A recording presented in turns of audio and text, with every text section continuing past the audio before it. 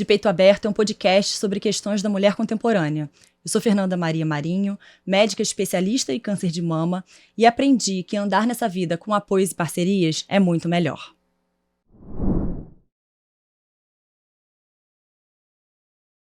Olá, esse é o podcast De Peito Aberto e hoje a nossa convidada é Luciana Dadalto, advogada especialista em direito médico e bioeticista. Lu, muito obrigada por ter aceito o convite, ter vindo de Belo Horizonte até o Rio para a gente ter esse papo aqui tão interessante. Imagina, eu que agradeço, Fernando, o convite. Um prazer estar aqui com você. Então, eu quero começar trazendo para você um questionamento que é meu de todos os dias. Com tantos avanços na tecnologia em saúde, nós queremos mesmo usar tudo que a medicina tem para nos oferecer até o final? Essa pergunta, acho que a gente já começa com uma reflexão importante. Acho que sim. A minha primeira resposta seria sim. A maior parte da população quer usar tudo até o final. Porque quando a gente está falando do até o final, nós estamos necessariamente falando daquela palavrinha que ninguém quer falar, que é morte. E aí, quando a gente está diante de um adoecimento grave, todo mundo, né, a maior parte das pessoas quer tudo para não morrer. Então, eu acho que o que acontece, na minha opinião, é que a gente tem uma falsa ideia de que essas tecnologias em saúde são cuidado. Quando, na verdade, as tecnologias em saúde, elas podem ser cuidado, mas elas podem ser extremamente danosas também. E a gente esquece dessa parte do dano. E a gente fala, não, ter acesso a todos os tratamentos disponíveis, a todos os aparelhos que existem, a todos os exames possíveis e imagináveis, significa que eu estou sendo bem cuidado. Isso não é verdade. O cuidado ele não está só relacionado à tecnologia, né? Ele está relacionado a também os valores individuais, né? A dignidade da pessoa. Então, a gente não está falando só aí de tudo que a tecnologia pode oferecer, né?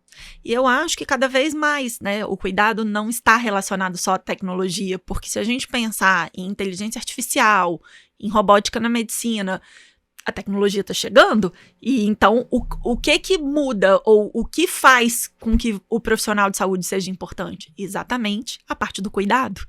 Né? Essa interface, né? Exatamente. Que a gente precisa trabalhar. Mas assim, com toda essa questão relacionada à dificuldade da gente falar dessa palavra da morte, também a gente tem a dificuldade de encontrar o lugar certo dentro do envelhecimento. Estamos enfrentando aí uma cultura de anti-envelhecimento, justamente porque não queremos chegar na morte. Como que a gente faz para conseguir trazer isso para o nosso dia a dia e fazer com que esse assunto não seja tão pesado, o envelhecimento? É que é um paradoxo, né? Ninguém quer morrer jovem, ou seja, todo mundo quer envelhecer, mas na hora que o envelhecimento chega, ninguém quer envelhecer. É um paradoxo, afinal, o que a gente quer? Eu acho que reconhecer que o envelhecimento faz parte de uma vida longeva é algo extremamente importante. Que envelhecer significa estou vivendo cada vez mais. E aí a gente tem que começar a pensar na qualidade desse viver e não na aparência desse viver. E o que eu percebo é que muitas vezes as pessoas estão muito ligadas nessa aparência do envelhecimento e não na qualidade. Então, por exemplo, o tanto de procedimento estético, né? E aí parece assim, então eu quero envelhecer bem. E o envelhecer bem virou poder tirar uma foto sem usar o filtro X da rede social. Mas a gente não tá falando, né? As pessoas estão olhando pouco pro envelhecer bem, tendo músculos, né? Sendo capaz de levantar, de abaixar, de correr, de brincar com os netos, de viajar sozinho. E aí, de repente, parece, pelo menos essa é a minha impressão, de que a gente está falando de um envelhecimento ou de um anti-envelhecimento que está relacionado a coisas que não se sustentam a longo prazo ou que não nos ajudam a chegar efetivamente na velhice de uma forma eficaz. Porque se a gente só pensa no envelhecimento sob a perspectiva física, de imagem, a gente está jogando fora ou deixando de pensar em toda a parte do anti-envelhecimento que pode nos ajudar a envelhecer com qualidade e da forma que a gente quer. Porque eu sempre brinco assim, se a gente pergunta para as pessoas com quantos anos, né, se você pudesse fazer uma escolha de quantos anos você quer morrer, As pessoas diriam, depende. Depende de como eu vou estar. Depende de como eu vou estar. Mas esse depende de como eu vou estar, normalmente não está acompanhado. Depende das rugas, do botox ou do meu nariz. Está acompanhado com a qualidade de vida que eu tenho, com a autonomia que eu desempenho. Então, eu percebo que a gente foca numa coisa no dia a dia, mas que quando a discussão se aprofunda, o foco é outro. Eu acho também que quando a discussão se aprofunda, as pessoas negam que o envelhecimento, em algum momento, vai chegar na finitude, vai chegar na morte. Então, fica também ali num espaço de tempo de que eu preciso conseguir viver tudo que eu posso viver neste espaço de tempo. E ignoram que, com o envelhecimento, a gente também tem aumento das doenças degenerativas. A máquina, ela vai deixando de funcionar e isso é natural. Envelhecer é natural. Algumas doenças vão surgindo conforme o corpo vai parando de funcionar e perdendo suas funções. E ainda assim é possível ter qualidade de vida.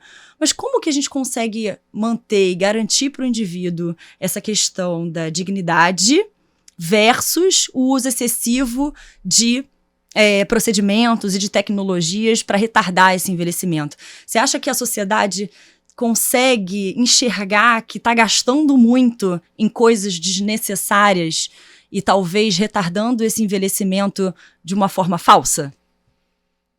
Eu acho que para a sociedade enxergar isso, vocês médicos precisam enxergar primeiro. Sabia que ia pegar para o meu lado. Porque é isso que vende. É isso que os profissionais da medicina têm vendido em termos de envelhecimento. E esses são os maiores perfis nas redes sociais, isso é o que tem dado ibope, digamos assim. E aí Sim. Eu acho que esse é o problema, porque o que se vende para as pessoas em termos de envelhecimento é essa parte estética. Sim, que não vai, Uhum. Que não vai ser tão importante assim quando a gente pensa no envelhecimento com qualidade. E aí, quando você traz, a dignidade, eu acho que a gente brinca muito no direito que dignidade é um conceito que cabe qualquer coisa, né? Assim, você pode discutir um monte de coisa dentro de dignidade. Mas eu acho que quando a gente fala em dignidade e envelhecimento, ou seja, quando eu junto essas duas coisas, nós estamos, na maioria das vezes, falando em autonomia. Exato. Falando na possibilidade da pessoa continuar exercendo a sua autonomia, as suas atividades diárias, sem precisar de ajuda e, eventualmente, sem depender exclusivamente de ajuda. Mas, como você mesmo disse, quando a gente fala num envelhecimento, a gente está necessariamente entendendo que a nossa curva de doenças vai mudar. Vai mudar. Né? E as pessoas não estão preparadas para essa conversa, na minha opinião, porque os profissionais de saúde não querem falar sobre isso. Tirando, obviamente, um nicho. Se tiver um geriatra assistindo a gente, vai estar falando, claro que eu tô. Claro que eu falo sobre isso. Mas nós não estamos falando deste nicho, nós estamos falando de um nicho geral. E é isso que, querendo ou não, as pessoas consomem. E eu sou a pessoa que acredita que nós vendemos o que as pessoas querem consumir. E as pessoas querem consumir o que nós vendemos. Então, a gente está falando, sim. Na verdade... Essa conversa não muda, não sai daí, né? Exatamente. Tá, então, eu quero saber se você aí está preparada para pensar sobre o seu envelhecimento, entendendo que envelhecimento do corpo também vai trazer algumas doenças degenerativas que fazem parte do processo do passar dos anos. E aí eu vou trazer a pergunta para você, que é o seguinte... Além da gente falar das tecnologias de anti-envelhecimento estético e funcional, quando a gente fala sobre as doenças, a gente fala também sobre a questão de tratamentos prolongados, internações prolongadas, de pessoas que não querem envelhecer e que não querem morrer também. A quem cabe essa decisão? Você acha que a gente consegue ter uma clareza de conversa entre equipe de saúde e paciente para que essa decisão seja compartilhada? Eu já sei a resposta dessa pergunta. Estou perguntando porque quero que você discorra sobre esse assunto. Então, eu acho que antes da gente pensar em levar essa conversa para a relação paciente-profissional de saúde, a gente tem que falar desse paciente antes dele virar paciente. Né? Então, de como é que essas conversas acontecem com pessoas que ainda não estão adoecidas. Justo. E a gente não faz isso, né? A gente não tem essas conversas. Não, vira essa boca pra lá, Exato. não fala desse assunto. Todo mundo faz isso. Não quero conversar sobre doença, não quero conversar, não quero nem ouvir falar.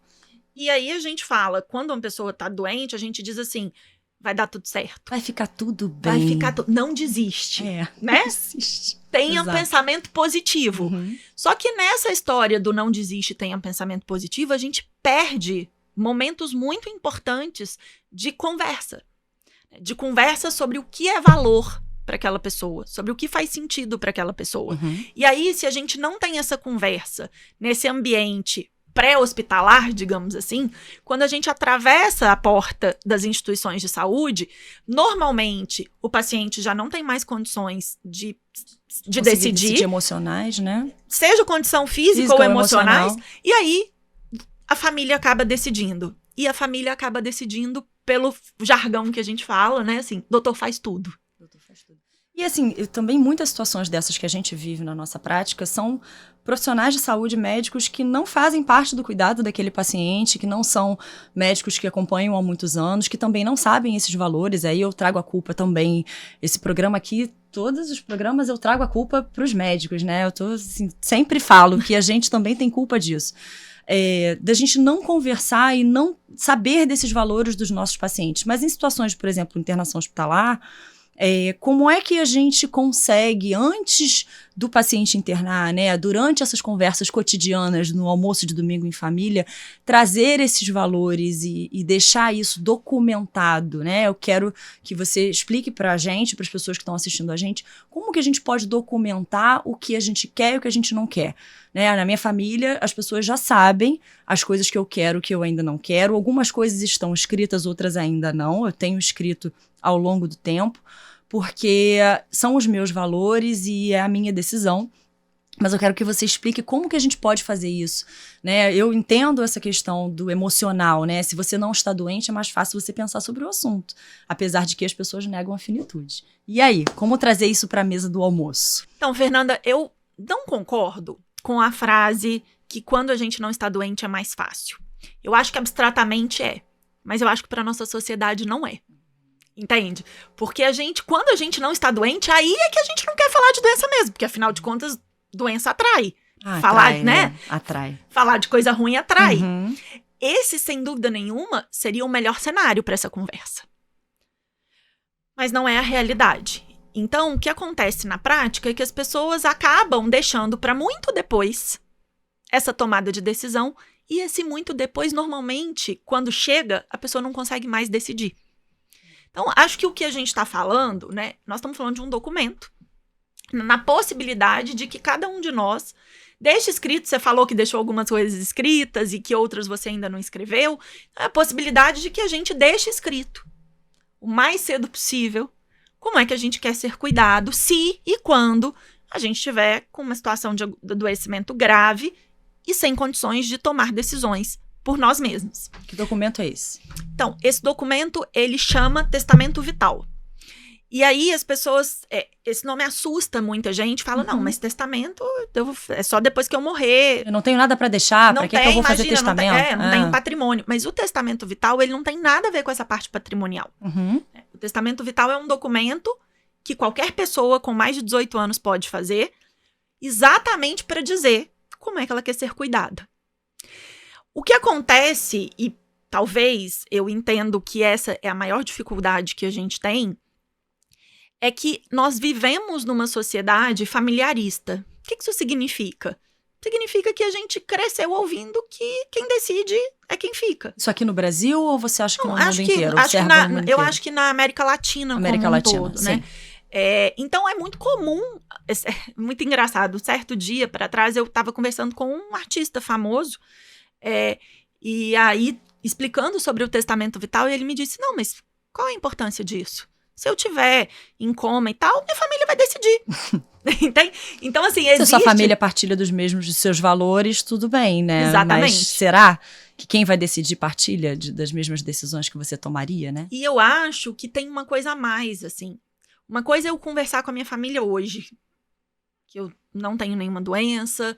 A outra coisa é eu achar que a minha família vai tomar a mesma decisão que eu quando eu estiver na situação de adoecimento e quando ela estiver vivendo o luto antecipatório pela situação que eu tô passando. Então, eu sou uma pessoa que acho que a gente vive a vida, e a maior parte da população brasileira, quando as pesquisas mostram sobre valores, a maior parte da população brasileira fala sobre autonomia, da importância de tomar as próprias decisões, mas quando a gente chega no fim da vida, parece que essa autonomia fala, não pode ser que alguém decida por mim. Então eu entendo que é uma mudança cultural, sabe? Que essa história de vamos todos documentar as nossas vontades, vamos fazer um testamento vital, tem muito a ver com uma mudança cultural de entender o valor que esse documento tem para cada um de nós. Sim. Né? Acho que a pergunta que a gente precisa fazer, e para quem está assistindo a gente, acho que a pergunta que você pode se fazer é o seguinte: por que o testamento vital é importante para a minha realidade? Né? O que eu gostaria de falar para as pessoas a partir do fato de estar fazendo um testamento vital? E eu não estou falando aqui de conteúdo, sabe? De, eu vou pedir, vou dizer que eu não quero ir para UTI. Não é isso. Eu estou falando de valor. O que eu comunico para as pessoas quando eu tomo a decisão de documentar as minhas vontades? E eu acho que isso é muito importante, porque na hora que as pessoas entendem que o testamento vital, ele comunica esse desejo de autonomia, acho que a pessoa consegue falar, opa, peraí, se eu sempre quis ser autônoma, se eu sempre quis ser autônoma, faz sentido eu querer ser autônoma também. E também a gente entender que tem gente que não quer ser autônoma, tem gente que não quer decidir, que quer realmente delegar essas decisões e até os seus próprios valores para outras pessoas da família, né? Eu acho que a gente deve ver isso também acontecendo de uma maneira até recorrente aqui na nossa cultura latina, né? Eu acho que essa é a realidade, mas eu gosto muito de um estudo nos Estados Unidos, e isso é muito ruim, a gente tem pouca pesquisa no Brasil, então a gente acaba lidando com dados de outra cultura. De uma outra cultura.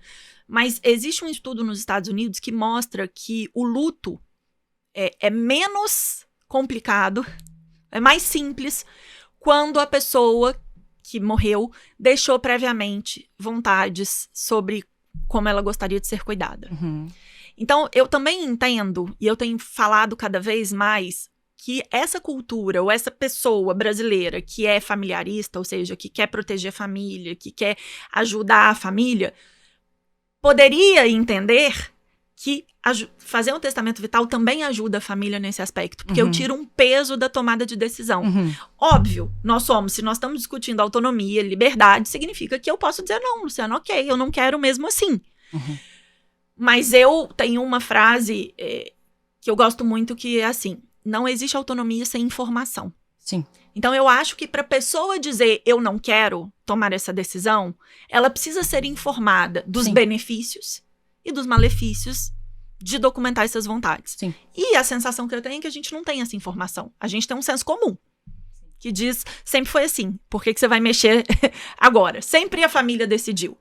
Né? Por que agora nós estamos com essa história de documentar a vontade? Eu vou te contar aqui um estudo de caso, que eu tenho um estudo de caso, 2 casos, eu sou um caso, de um luto muito tranquilo pelo falecimento das minhas 2 avós, que naturalmente não fizeram um testamento vital, não tinham esse entendimento, esse conhecimento, mas que eu, sendo a única médica da família, a neta mais nova, de uma família muito latina, nesse sentido de todo mundo decidir, como sabia dos valores das 2 nos adoecimentos de fim de vida, tive que lutar pelo cumprimento de seus desejos, de suas vontades, em detrimento das pessoas da família que queriam intervenções e internações. Isso foi uma questão que eu fui o testamento verbal ali, eu fui a defensora dos valores das 2, e eu acredito que, apesar de eu ser médica, eu estava ali como familiar, né? E eu imagino a dificuldade que as pessoas têm, não sendo médicas e não tendo esse conhecimento dos limites, dos benefícios das intervenções, como deve ser mais difícil você conseguir manter esses valores até o fim, né? Sem dúvida. E eu acho que o luto antecipatório responde muito. Sabe, entender o luto antecipatório, ou seja, entender que aquela pessoa, que a família está vivenciando a perda, Exato. E que é natural que a família diga não, né? Eu quero fazer alguma coisa para essa perda não acontecer. E infelizmente, uma realidade que a gente tem no Brasil, mas nos Estados Unidos, na Europa, em países que a gente já tem legislação sobre testamento vital, é o pedido da família na hora H para desrespeitar a vontade do paciente. Isso aí. Assim, isso é Sim. uma realidade. Sim. Mas é uma realidade que está alicerçada dentro dessa cultura que vai se manifestar muito, na minha opinião, assim, muito claramente nessa proximidade da morte. Sim. Eu passei por situações desse tipo. Mas eu acho também que tem uma coisa aí, a gente falando da questão da medicina, do direito da família, o que a família pede. A gente está num momento médico de rapidez de atendimentos, rapidez de diagnósticos, rapidez de respostas, num consumo da medicina acelerada, como se fosse uma fast food, tudo é fast, e na medicina também está desse jeito. Eu vejo os médicos com atendimentos muito rápidos e muitos exames diagnósticos, se utilizando muita tecnologia, e pacientes querendo consumir muitas coisas muito rapidamente, sem necessariamente se responsabilizar por uma mudança do estilo de vida. Você acha que a nossa sociedade, como é que a gente vai conseguir começar a conversar? Porque não é só culpa dos profissionais de saúde, não é só culpa da sociedade. Como que a gente consegue trazer essa clareza para as pessoas de que a gente está consumindo muita coisa que não precisa? Bom, eu acho que, primeiro, assim, acho que a gente tem que botar o médico, os profissionais de saúde, dentro da sociedade. Isso. Sabe? Essa separação de o médico e a sociedade é algo que, pra mim, faz uma hierarquia. Porque nós somos pacientes também, tem que lembrar disso, né? Não, e faz parte da sociedade. A cultura da nossa sociedade é a cultura do médico que faz parte dessa sociedade. E aí eu acho que a gente esquece, ou a gente usa pouco, a palavra adequação. Sabe? Qual é o tratamento adequado? Quais são os exames adequados? Porque não é... Adorei isso. Sabe? Não é porque tem tudo... Vou usar vocês, as minhas pacientes. Vou usar agora, vou falar tudo que é adequado. Não é porque tem tudo que eu vou levar tudo. E aí vou fazer uma comparação. A gente tem falado dessa medicina fast. A gente tem falado de um papel do profissional de saúde, especialmente do médico, quase que um garçom. Né, que chega... Cardápio médico. E apresenta um cardápio. Um menu de tratamentos possíveis. E aí, eu fico sempre pensando, assim, dentro dessa história de que eu posso tudo, imagina que você tá num supermercado. Isso. Você pode comprar qualquer coisa no supermercado. Tudo no carrinho. Só que quando você vai ao supermercado, você não bota tudo no carrinho. Não. Você compra o que é adequado para sua realidade. Então, eu acho que, dentro dessa perspectiva... que é uma realidade, né? O paciente tem se visto cada vez mais como um consumidor. Isso é uma realidade. Sim, ele tem acesso à informação, ele sabe que aquele exame existe, ele pode pagar ou tem acesso àquilo, ele quer. Exato. Ele acha que aquilo é adequado para ele. E aí, eu acho que cabe ao profissional fazer esse juízo de adequação e explicar para o paciente qual é a diferença de adequação entre ir para um supermercado e sentar num consultório médico. Mas isso demanda tempo, isso demanda interesse pelo paciente na conversa sobre o estilo de vida, isso demanda você conhecer a biografia da pessoa, conhecer, né? Enfim, isso demanda algo que, confesso, as faculdades de medicina aqui no Brasil não nos têm preparado para tal e tem sido uma luta individual de quem procura por isso para tentar oferecer a medicina adequada àquele paciente. E a população também encontrar esses profissionais, né, que têm esse olhar integral, que têm esse interesse e que vão oferecer ou vão propor tratamentos adequados e exames adequados, né? Acho que até a gente conseguir chegar nesse... É um caminho. Esse caminho, né? Assim, usando um exemplo do meu dia a dia.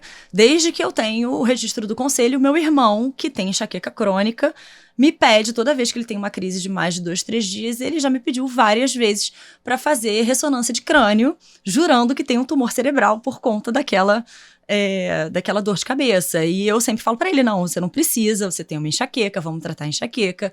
Ou como, por exemplo, também uma outra pessoa que eu conheço que no primeiro dia de febre do filho já pega uma receita de antibiótico e já começa a dar antibiótico pro filho porque tá com aquele acesso. Não existe mais essa espera, essa conversa, conhecer o paciente, tratar com outras coisas, esperar para ver a evolução. As pessoas frequentam emergências para questões que não são de emergência, né? Por quê? Porque não querem aguardar para a consulta da tarde, ou porque não podem aguardar, né? Muita gente não pode, não tem como, não tem acesso. Então, esse consumo da medicina precisa mudar bilateralmente, né? E isso que você falou, o caminho, ele precisa ser construído dentro da sociedade, da gente trazendo isso à luz das pessoas que consigam ver que a gente não precisa consumir todos os suplementos e exames e antibióticos assim que a gente sente qualquer coisa. E acho, a gente tem um movimento na medicina que chama Slow Medicine. Slow Medicine, exatamente, um dos princípios, né? E a Slow Medicine, ela vai dizer isso, que a gente precisa entender que não é porque eu tenho tudo que eu preciso de tudo. Sim. E essa adequação, essa prudência é uma via de mão dupla. Não é só o médico. Não. Só que você falando do seu irmão e da sua conhecida, eu fiquei pensando assim, o FAST não é só da medicina. O FAST é da vida. Sim. Né? As pessoas não têm tempo. Então, eu não tenho tempo para olhar se o meu filho vai ficar 3, 4 dias com febre, porque, né, eu preciso trabalhar e eu não posso deixar ele tanto tempo fora da escola e etc. Então, a gente tem um mundo FAST que tá dizendo pra gente, olha, a medicina também precisa ser assim. E aí, mudança de cultura não é rápida. Não. E a gente se incomoda e fala assim, o que eu faço, né? Pra amanhã... A gente se incomoda. A gente se incomoda, né? Assim, o que eu faço pra amanhã... Tá tudo resolvido. Tá tudo resolvido, ou o que eu faço como médico pra conseguir atender uma paciente durante 1 hora? Sim, essa demanda, né? Como se tivesse uma fórmula mágica. E essa fórmula não existe. Comunicação, é relacionamento, é escuta, não é... Não, e é não mudança é de cultura, mudança sabe? de cultura. É o paciente entender, né? O leigo entender que se ele quer uma boa medicina, se ele quer um bom cuidado, ele precisa parar de pedir coisas que geram um mau cuidado. Exato. Pede aí todos os exames. Né? Assim, eu acho que é esse o ponto. E a gente precisa falar de uma coisa que a gente fala pouco. Dos danos, sabe? Dos malefícios desse monte de exame, desse monte... Então... Sobrediagnóstico, supertratamento, né? Para quem está assistindo e não está familiarizado com esses termos, eu vou explicar aqui. Nem sempre tudo que a gente vai descobrir num exame que uma pessoa assintomática necessariamente é uma condição que precisa ser tratada. Com frequência, eu pego no consultório pessoas com exames que não precisavam ser feitos, que apontam alterações no exame de sangue ou no exame de imagem, que geram mais exames, geram biópsias desnecessárias. São pessoas assintomáticas, saudáveis, que fizeram um exame de imagem de rastreio qualquer, que encontram condições que vão levar a outras intervenções, perda de tempo, estresse emocional, medo, angústia, ansiedade. Isso é um malefício básico ali, só no dia a dia da convivência da pessoa. Eu não estou falando nem em questões de intervenção e riscos mesmo para a saúde física, né, de uma biópsia desnecessária. Isso é uma realidade do nosso dia a dia, hoje em dia, né, no Brasil. E a gente tem um problema no Brasil, que na verdade é maravilhoso, mas gera esse problema, que é o fato de a maior parte de nós não pagar, né?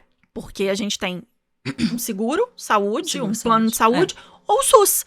E aí a gente tem essa falsa ideia de que, não custa nada. Isso é uma falsa ideia, porque custa, né? Porque, Muito. na verdade, o custo de saúde, ele tá embutido dentro do custo do seu plano de saúde, da sua operadora, do seu seguro e do SUS também, né? Você está ali ocupando uma vaga de um exame que você não precisa fazer e tirando a vaga de outra pessoa, e você está ali onerando, gastando um exame de 2, 3 mil reais. Ontem, esse final de semana, uma pessoa falou para mim, vontade de fazer um PET scan desses, assim, de corpo inteiro, para ver se está tudo bem. Uma pessoa absolutamente assintomática, né? Então, é essa cultura que a gente tem, né? Vou fazer ali um exame de um completo, um x-tudão, como a gente brinca na medicina, para ver se está tudo bem. E isso acaba trazendo danos reais para o dia a dia. E aí, eu acho que... custo. Custo. Qual é o problema? Eu já ouvi muito um argumento assim, eu tenho dinheiro. Tá. Né? Eu tenho 2, 3 mil reais para fazer esse x-tudão. Uhum. E aí eu acho que quando a gente fala de dano, é entender que sim, nós estamos falando de dinheiro, mas nós estamos falando de dano para o corpo. As pessoas não entendem que tem determinados exames que tem radiação e que isso a longo prazo, com muitos exames, né, pode causar prejuízo. Então, eu acho que o nosso grande problema é que a gente vive numa sociedade consumerista, né? A gente quer consumir tudo. Tudo que o dinheiro compra, né? Tudo que o meu plano de saúde cobre. E aí, é um argumento comum também, seja no SUS, seja na operadora, dizer, mas o Brasil tem muita corrupção. Eu adoro essa sua fala, né? Que a culpa é porque tem a corrupção no Brasil. Mas isso é uma realidade mundial, né? Sim. O orçamento de saúde... Não, e assim, na Inglaterra é extremamente restrita em relação a isso e diz, não, se você não precisa, se não é adequado, o sistema público de saúde inglês não paga. Não vai deixar você fazer, exatamente.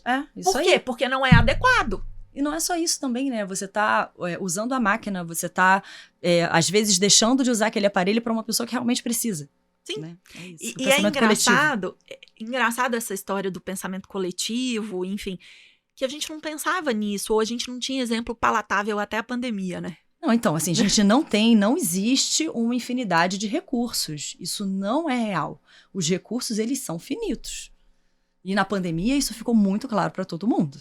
E aí a gente começou, o leigo também começou a entender isso. Sim. Só que eu tenho sempre a sensação que a gente esqueceu daquilo que a gente viveu. Eu sigo tentando lembrar as pessoas. Né, que a gente... Estamos tendo essa conversa aqui. E eu acho que é importante que a gente perceba isso. É importante que a gente perceba esse senso de coletividade mesmo. De que o que eu quero para mim pode impactar para todo mundo. Não, eu concordo com você, mas aí a gente tem ali o contraponto do avanço médico, por exemplo, da inteligência artificial. Todos estamos fascinados com as possibilidades que os robôs, né? Enfim, tem muitos benefícios da inteligência artificial. E aí todo mundo quer, né? A possibilidade de utilizar o robô e não consegue ver o outro lado negativo de estar diante de um artifício de inteligência artificial. Como que a gente consegue, ou vai conseguir, será que vai conseguir, regulamentar esse uso de maneira que seja equilibrada para a população, que seja direcionada para quem realmente precisa? Porque, teoricamente, é mais uma novidade para aumentar a quantidade de exames feitos, para diminuir um tempo cirúrgico, aumentar o número de cirurgias feitas. Eu acho que a inteligência artificial muito alimenta essa coisa do consumismo. Eu, pelo menos, estou vendo com essa perspectiva. Não, concordo plenamente. Eu acho que toda novidade tecnológica alimenta esse consumismo. É engraçado quando você usa a palavra regulamentação, porque quem não é do direito usa muito, né? Quando é que eu vou ter um regulamento, uma lei, uma política pública? Como se isso resolvesse o problema. Não resolve isso aqui. E aí tem uma outra coisa. O direito, ele é muito mais lento do que os avanços sociais, do que essas novas tecnologias. Então, na hora que a gente regulamentar... Já muita coisa já chat aconteceu. GPT já vai ter, sei lá, alguma coisa... Muita coisa já aconteceu. Então, eu acho, e por isso que eu gosto tanto de bioética, porque para mim o caminho é um caminho de reflexão ética. Sabe? É um caminho de reflexão. Obviamente, as regulamentações são importantes, mas elas vão chegar tardiamente. Então, quando você fala da educação, por exemplo, né, entre os profissionais de saúde, a gente precisa melhorar a educação nas faculdades. E a gente precisa falar em educação para o leigo. Sim. E a educação para o leigo, ela precisa ser feita por nós, e esse podcast, esse videocast é para isso. É para isso. Né? E a gente tem que entender que a imprensa também tem um papel muito importante. Sim. E que muitas vezes, por causa do FAST, né? Porque a imprensa tem lá, o jornalista tem uma cota de reportagens para fazer, as coisas saem extremamente en passant, elas saem sem muita informação. Não, e a história também, sem muita informação, com informações erradas, que é Exato. aquela nossa eterna briga, eu, você e várias outras pessoas que falam sobre isso na internet. Para quem não sabe, a Luciana tem uma página, um perfil no Instagram muito interessante, que ela fala muito sobre essas questões de bioética, que é quando a gente reclama pra caramba de uma reportagem que fala que fulano perdeu a luta contra o câncer. Exatamente. Né? A gente sempre briga e a gente sempre pede retratação dos jornalistas, porque esse papel de educação de todo mundo, ele não cabe só a nós, advogados, aos educadores, ele cabe também à imprensa, que é quem consegue falar para muitas pessoas ao mesmo tempo, né? Essa questão da luta contra o câncer e dos avanços da tecnologia, inteligência artificial, quando a pessoa está diante de um diagnóstico oncológico, de uma doença de câncer na família, eu vejo pelas minhas pacientes do câncer de mama, existe também uma esperança e uma expectativa muito grande desses avanços que estão nos prometendo 2, 3 meses de sobrevida, que estão nos prometendo 6 meses de sobrevida, mas pouco se fala sobre a qualidade de vida e sobre o custo físico e emocional de prolongar uma vida por mais 2, 3 meses, né? É uma dificuldade muito grande que eu enfrento no meu dia a dia e que eu sei que você enfrenta também nas suas palestras e na questão da educação, da gente trazer essa informação para leigos e para não leigos, porque isso é uma questão até entre médicos, sobre esse prolongamento de vida de 2, 3 meses, a que custo? Eu gosto sempre de diferenciar o conceito de vida biológica de vida biográfica. Uhum. Né? O que é isso? Vida biológica é o que a gente está acostumado, né? A pessoa ainda está viva, o coração não parou de bater, as funções encefálicas ainda estão ativas, eu não tenho uma declaração de óbito. Então, essa pessoa está juridicamente viva, medicamente viva. Mas talvez, se a gente chegar para essa pessoa e tiver a oportunidade de perguntar se aquilo ali é vida para ela, talvez ela diga, não, essa vida aqui ela não faz sentido para mim. E eu sinto que na oncologia a gente presume que a vida biológica toca, né, vai na frente da vida biográfica. Uhum. E que isso tá diretamente ligado, não sei se você concorda como médica, com a idade dos pacientes. Pacientes mais jovens tendem a receber mais cuidados ou mais tratamentos que não são benéficos e que não vão dar qualidade de vida simplesmente porque você é jovem, você não pode desistir, eu não posso não prescrever. Lute até o fim. Lute até o fim. E aí, ou você tem um filho, né, então você precisa ficar vivo o máximo de tempo possível. Enfim, a gente sempre tem algum argumento que a gente usa menos numa pessoa idosa. Sim, porque já se entende, né, socialmente que aquela pessoa já cumpriu várias etapas da vida e que a gente não deve desistir. Estou usando termos que eu não uso, estou usando termos que só para provocar a Luciana. A gente não deve desistir e deve investir Sim. no tratamento de uma pessoa que ainda tem muitas coisas para viver. Mas qual é o tempo da vida biográfica dessa pessoa, né? E aí eu acho que a gente tem que, de novo, se questionar o que é uma vida de qualidade. Mas aí eu boto a culpa na gente, de novo, da questão da medicina paternalista. Sim. Existe uma culpabilidade, sim, porque eu acho que essa falta de comunicação dos médicos para com as pessoas sobre todos os possíveis efeitos e todos os reais benefícios daquela nova proposta terapêutica. E te digo que essa ausência de comunicação nossa, né, minha e dos meus colegas dentro da oncologia, muito dentro da oncologia, ela se dá por um despreparo emocional nosso de lidar com a finitude. É isso. E também um despreparo em relação à comunicação de notícias. Porque como que você vai falar, que você falou aí, como que você vai falar para uma menina de 30 anos que o tratamento que eu posso fazer mais um tratamento para ela, que ela vai viver mais 4 meses, ou eu posso ir passando mal, né? Ou que eu posso mandar ela para casa, mas ela vai viver só mais um mês se eu mandar ela para casa. É muito difícil a gente lidar com esse tipo de coisa. E nas faculdades de medicina existe um despreparo.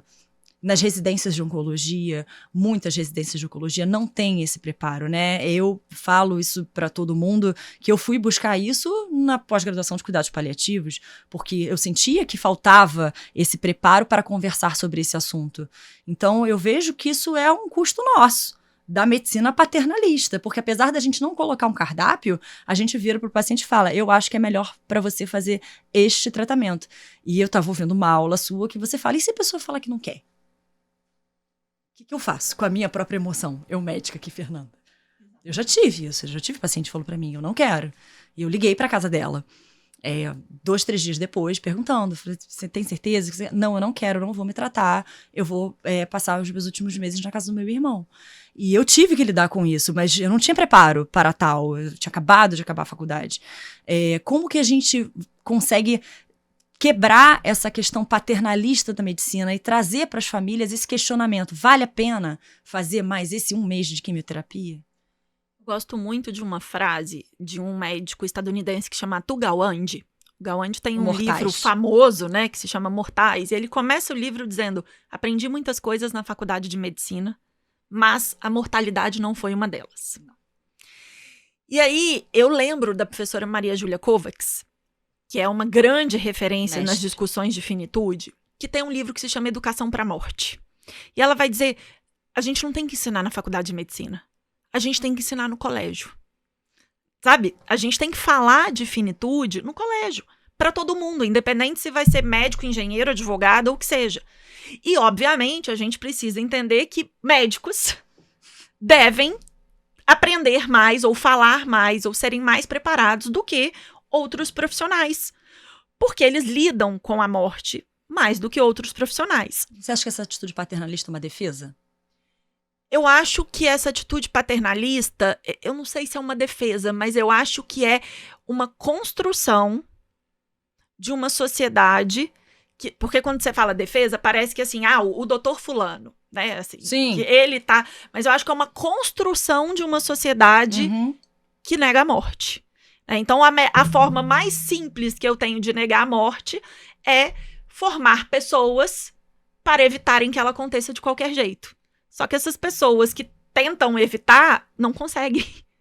Eu acho que esse é o ponto. É uma queda de braço que a gente sabe quem vai ganhar. É uma queda de braço. É uma queda de braço. Né? Assim, é um jogo que a gente já sabe quem vai ganhar. Não, e ao mesmo tempo que a gente está falando sobre isso, né, sobre um extremo de pessoas adoecidas e que o médico, enfim, decide tratamentos e oferta tratamentos que podem ser fúteis, né, que não vão trazer tanto benefício assim para a qualidade de vida da pessoa, eu te trago para o outro extremo, que é o paciente que vai atrás de 500 mil suplementações, sendo uma pessoa saudável, mas que sentiu alguma coisa num dia e que ele não quer adoecer, e ele procura profissionais de saúde para tentar um colo de que eu não vou ficar doente de jeito nenhum, né? E aí a gente volta para a questão do consumismo, de tudo que a medicina pode me ofertar para que eu não envelheça, para que eu adoeça. Então, assim, são dois extremos de vida, né? Do paciente jovem e do paciente no fim de vida, em que a gente tem ali o médico num papel de... deveria ser um papel de um orientador, né, de uma pessoa para estar ao lado nas orientações de saúde do paciente. Isso tem sido um trabalho hercúleo meu no consultório, de tentar trazer para essas pessoas justamente a ideia do conceito de saúde, né? Você não precisa de tantas vitaminas. Doutor, eu quero comprar a vitamina que eu vi na televisão. Você não precisa disso. Você precisa cuidar melhor das suas emoções, cuidar melhor da sua saúde, sua saúde social, de cuidar melhor da sua saúde física, dormir melhor, ler, sair com os amigos. Você não precisa de uma vitamina, né? A gente estava conversando. Fazer terapia, exatamente, ter um suporte emocional. Quando você tem um paciente, né, uma pessoa que frequenta a sua clínica e que você consegue fazer parte da biografia dessa pessoa e dar orientações de saúde, não devolver a ela o que ela quer do consumo da saúde em cápsulas, eu acho que fica muito mais fácil você construir essa relação de quando essa pessoa adoece, você conseguir dizer para ela qual é o tratamento benéfico e ela conseguir discutir com você o que ela quer e o que ela não quer fazer. Mas esse caminho da medicina, ele é longo. É longo porque a gente está cada vez mais perdendo esse vínculo, né? Esse vínculo do médico, que eu vou no consultório, que é meu médico há 5 anos, há X anos. A gente está perdendo. Por quê?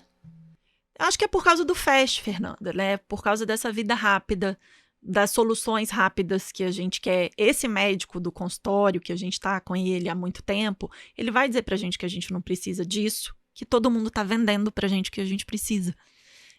E às vezes a gente não quer ouvir. E é a história do paciente que vai na doutora Fernanda, e a doutora Fernanda fala, não vou te prescrever, e ele vai bater na porta de um outro médico que vai prescrever. Isso tem acontecido. Então, né? E aí, eu tenho...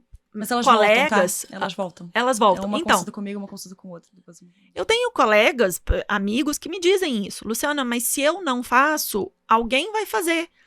E eu costumo sempre brincar que, assim, bom, a gente precisa entender quanto vale você deitar na sua cama e dormir em paz, né? Por não ter prescrito algo que vai contra o que você entende que é correto. Lu Guimarães Rosa falou que a vida é um eterno rasgar-se e remendar-se, e que o que ela quer da gente é coragem. Mas além da coragem, eu acho que a gente podia ter um pouquinho de conforto, né? Você não acha? Acho. Como é que a gente consegue ter conforto e tranquilidade na autonomia das nossas decisões? Eu acho que começa com entender que nós vamos morrer. Não tem jeito. Sabe? Assim, A finitude chega para todo mundo. E eu acho que isso nos dá um conforto. De verdade, de dizer, bom, ok, eu vou morrer. Como é que eu quero viver até lá? Como eu quero viver até lá. Né? Eu acho que esse é o ponto. Como é que porque nós não sabemos quando e não sabemos como. Mas a gente tem algumas pistas. Por exemplo, Sim. Estatísticas que nos dizem que mais de 60% da população vai morrer de uma doença crônica. Ou seja, se a gente não morrer atropelado, bala perdida, acidente de carro, a gente provavelmente vai ter uma doença crônica e vamos ficar muito tempo adoecidos. Sim. Então, né, qual que é o conforto que eu quero nesse caminho? Né, como é que eu quero ser cuidado nesse caminho?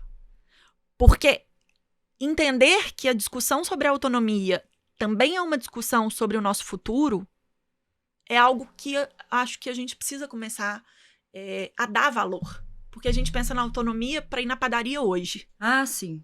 Né? Mas a gente não pensa na autonomia daqui 20 anos. E aí, essa frase do Guimarães Rosa é linda, né?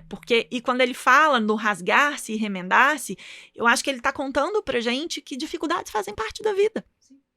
Né? E que, eventualmente, adoecimento faz parte da vida. E parece que a gente está tentando se blindar demais com suplementos que não nos blindam. Mas a gente quer envelhecer e envelhecimento traz pra gente algumas falhas do organismo, a gente não tem como se blindar disso, né? A gente tem que tentar viver bem até lá. Exatamente. E lembrar que a gente pode construir um envelhecimento bom. Construir um envelhecimento bom. Que hoje a gente pode fazer essa construção. Sim, eu espero que você consiga ter essa conversa aí de peito aberto em casa. Porque pra mim foi rico demais, como sempre. Eu sou sua fã. Admiro muito a sua capacidade e a sua generosidade de trazer tanto conhecimento, de trazer tantos pensamentos novos pra gente, porque são conversas que a gente tem dificuldade de ter no dia a dia, né? Então eu espero que você tenha aproveitado bastante em casa. Muito obrigada, Lu, pela tua presença hoje aqui, viu? Foi muito especial pra mim. Muito obrigada, eu que agradeço. Acho que se a gente puder, né, ser um grãozinho de areia aí nessa conversa, para que as pessoas tenham mais conversas de peito aberto, esse é o objetivo. Esse é o objetivo. Obrigada.